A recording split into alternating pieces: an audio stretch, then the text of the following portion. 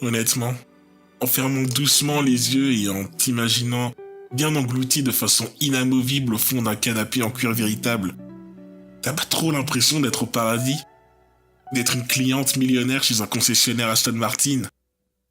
Rajoute à ça l'odeur de voiture neuve et cette arabica qui se filtre dans une cafetière au loin. À part l'impression d'être dans le marais assis seul dans un club de jazz qui va me demander 17€ pour un mojito, non, je ressens vraiment rien de spécial. Ah ouais?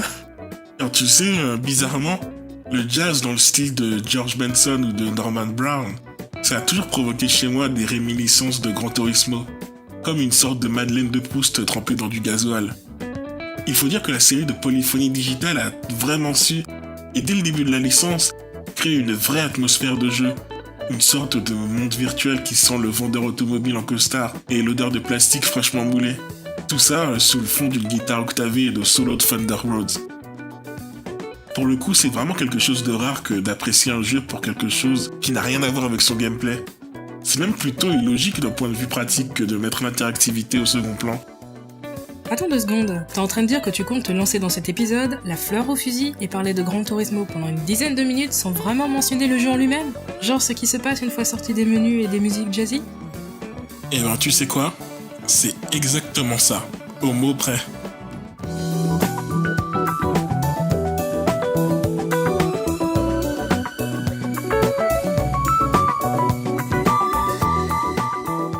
Par contre, attention, je ne renie pas pour autant les capacités du jeu de Polyphonie Digitale. Une fois placé sur le macadam, et pour être complètement honnête, et même logique, j'ai bien entendu passer beaucoup plus de temps à apprendre par cœur les courbes du Grand Valley Speedway qu'à flâner dans les menus. Et pourtant, si je ne devais retenir qu'une seule chose de 20 ans de Gran Turismo, ça serait indiscutablement toute cette atmosphère développée dès l'insertion du disque à l'extinction de la console. Et ça, qu'il s'agisse du premier ou du dernier épisode de la série. Enfin, ouais, plus ou moins. Néanmoins, cette distinction entre le jeu et son habillage a le mérite de soulever de nombreuses questions, parfois pertinentes, parfois tirées par les cheveux. Quand rentre-t-on véritablement dans l'expérience vidéoludique? Lorsque les clés du gameplay sont transmises aux joueurs? Lors de l'écran titre? Du tutoriel? Lors de l'allumage de la console? Ou de l'achat du soft? Si j'aime Gran Turismo uniquement pour son atmosphère hors gameplay, est-ce que j'apprécie le jeu? Ou non? Dois-je forcément adhérer à une complaisance dans une globalité définie pour aimer un jeu? Car voilà, si j'ai effectivement passé du temps à conduire des bolides virtuels, comme pour rechercher la normalité dans une expérience de jeu, c'est bien dans cette espèce de contemplation automobile et musicale que je me suis senti le plus dans l'appréciation la plus sincère. Et ça, c'est un peu paradoxal. Eh bien, drôle de point de vue. Par analogie, c'est comme si tu allais voir un blockbuster au cinéma et que tu considérais conquis par le film uniquement car le générique d'ouverture t'a plu. Avoue que c'est quand même particulier, non? Spider-Man 2. Pardon? Oui, Spider-Man 2. Dès que j'ai entreaperçu le générique d'ouverture, j'ai su que le film allait être bon. Voilà, donc c'est une science exacte. À la vache près alors. Mon raisonnement est donc parfaitement logique. Voilà, oui, je le confirme. D'accord.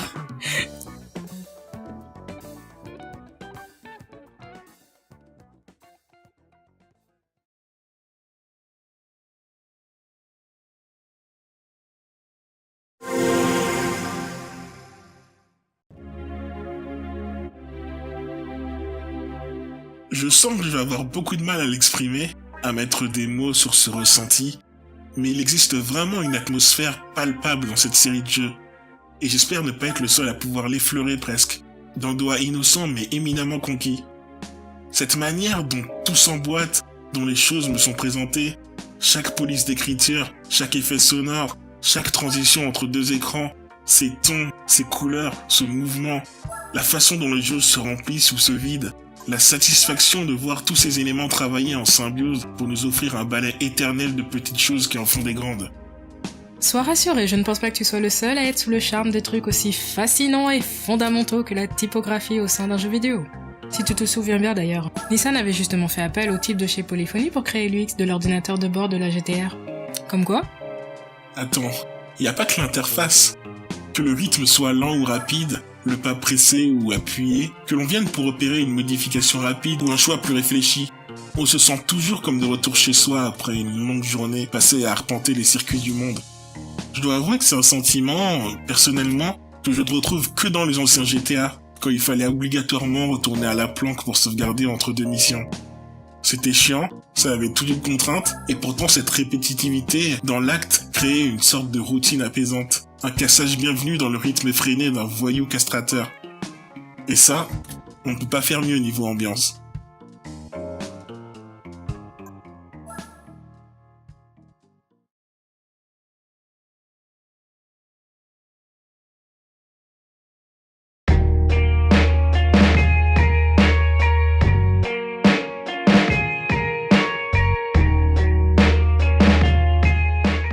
Dans son carnet d'écrivain, le champion de 5h-10, le romancier québécois Jean-Marie Poupard écrivait « L'atmosphère d'un roman, c'est aussi le décor dans lequel on en fait la lecture. » Ouais, sauf que l'on ne parle pas d'un roman là.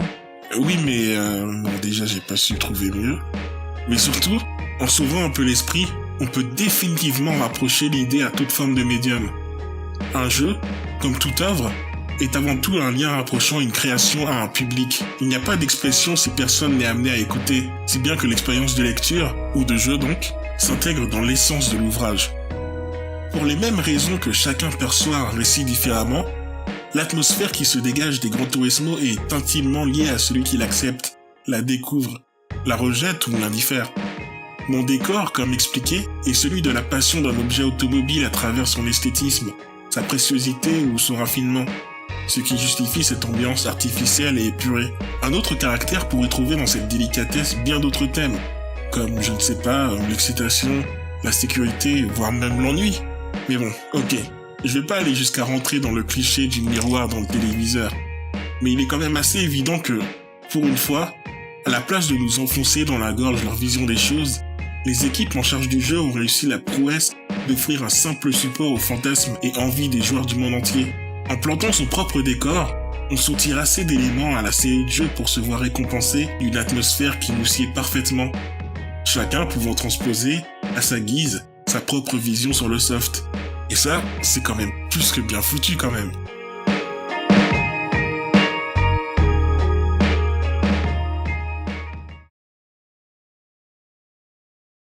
Je t'attendrai à la porte du garage, tu paraîtras dans ta superbe auto. Il fera nuit, mais avec l'éclairage, on pourra voir jusqu'au flanc du coteau.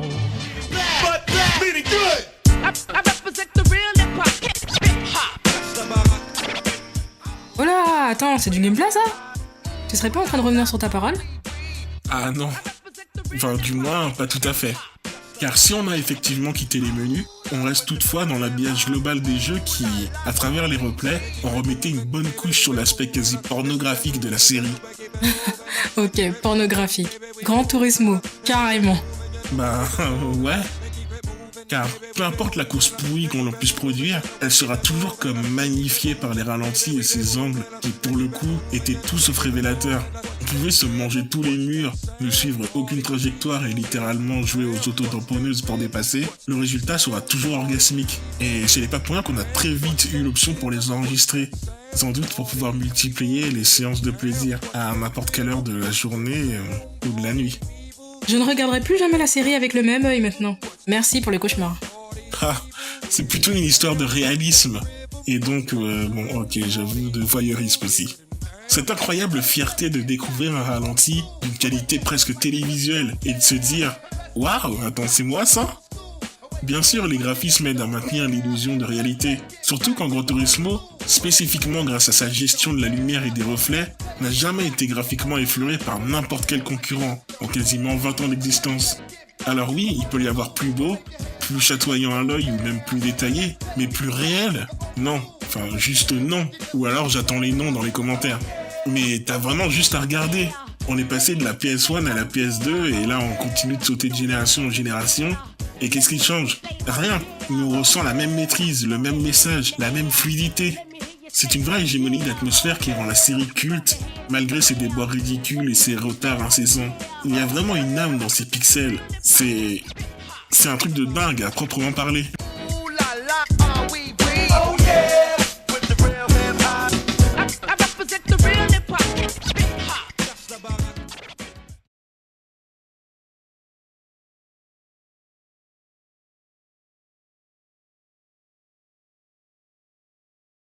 Pour faire une petite parenthèse, il est assez marrant de constater le très faible nombre de licences ayant pu, au fil des âges et des générations, s'affirmer dans une réelle identité. Et dans l'immense majorité des cas, il s'agit de jeux japonais. En Occident, la mainmise sur l'atmosphère et la création d'une ambiance propre n'est un concept qui a su s'établir que très récemment, du moins sur console. Peut-être par pragmatisme ou simplement par manque de créativité, c'est vraiment une problématique qui n'a en tout cas jamais su motiver les studios de développement européens ou américains. Ainsi, pour rester dans l'univers de la course virtuelle, on peut facilement identifier l'influence qu'a eu Gran Turismo sur son principal challenger contemporain, à savoir Forza Motorsport. À ses prémices, Forza, bien que débordant de qualité, n'était qu'un titre de plus lorgnant sur la couronne du roi, à l'image d'un Enthusia par exemple, très bon dans leur gameplay et très oubliable pour tout le reste. Ah oui, ce serait une bonne idée de revoir l'évolution de Forza, qui s'est clairement inspiré de Gran Turismo, pour à la fois gagner en maturité, mais également pour développer sa propre essence, sans jeu de mots. Nice. Très sérieusement, on peut clairement identifier une fracture réelle entre les deux premiers Forza, qui avaient autant de personnalité qu'une chaîne YouTube de top 10, et le troisième épisode, qui a finalement fini sa période de gestation post-puberté. On pourrait même s'appuyer sur des objets encore plus précis. Chez Forza, la révolution a été autant auditive que visuelle. Voici par exemple le menu de sélection sur Forza 2.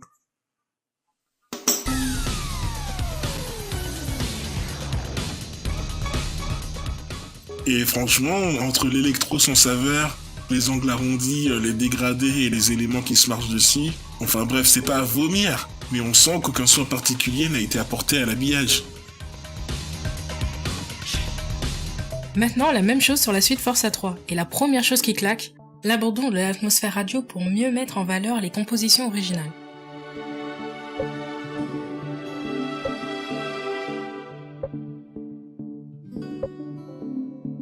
Ambiance minimalisme et violon pour un rapprochement presque éhonté avec le Country Lounge dont on parlait sur Gran Turismo. Les polices perdent en épaisseur, la composition est bien plus travaillée et éclairée. Bref, en un an, on est passé de Tefu le samedi matin sur TF1 à un Miyazaki sur Arte. Bref, on développera tout ça plus tard dans une vidéo dédiée. Ou pas, mais en tout cas, c'était un excellent moyen de démontrer l'influence palpable qu'a eu Gran Turismo sur au moins un de ses concurrents, tout en prouvant son statut de précurseur.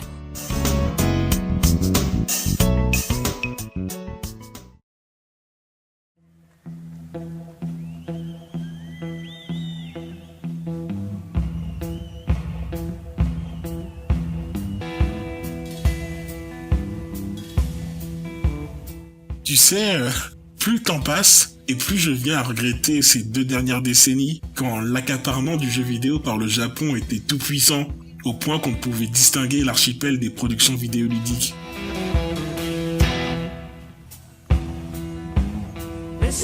Il y avait ce je ne sais quoi d'innocence, d'amusement, de non prise au sérieux dans les softs nippons. Un style très kitsch qui autorisait l'usage du jazz fusion dans des jeux de course et des mélodies de slap bass endiablées lors des parties d'arcade sur Sega Rally ou des combats de robots sur Virtual On. Le concept même de générisme était franchement inconnu, et cette empreinte a su marquer le jeu vidéo jusque dans ses gènes.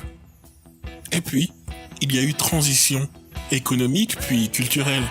Et lentement, mais sûrement, les Japonais ont lâché leur emprise sur le médium en travestissant leurs propres valeurs.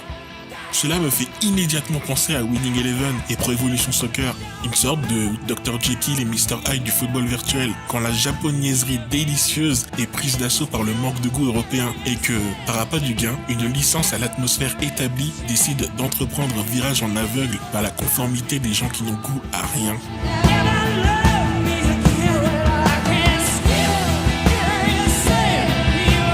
Souviens-toi, quand la J-pop ridicule fut abandonnée au profit des sons pop-rock californiens à la WFM, quand les habillages sobres et efficaces étaient jetés à la mer pour célébrer les graffitis clichés façon Tromé et mec de banlieue t'as vu.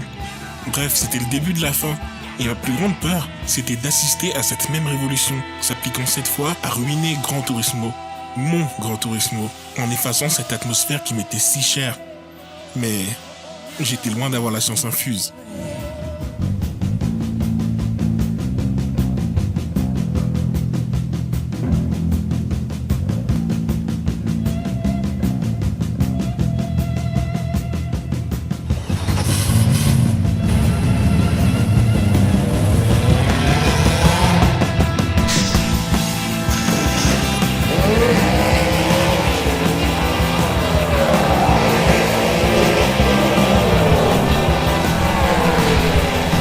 De toute manière, je m'en fous.